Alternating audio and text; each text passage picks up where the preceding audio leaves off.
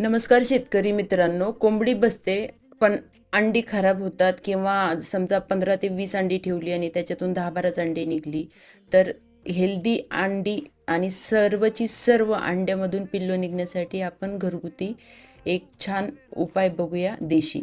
चला तर बघूया. सर्वप्रथम एक मजबूत मोठा ट्रे घ्यायचा, भाजीपाल्याचा रिकामा झालेला. त्या ट्रेच्या वर एक जुना बारदाना टाकायचा आणि पोत्यावर थोडी हळद शिंपडायची, त्यावर थोडासा कापूर टाकायचा आणि भरपूर कडुलिंबाची पाने टाकायची.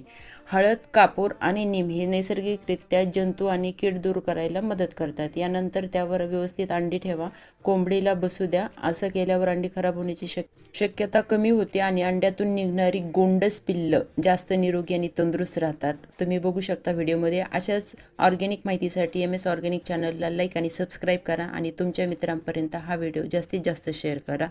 थँक्यू.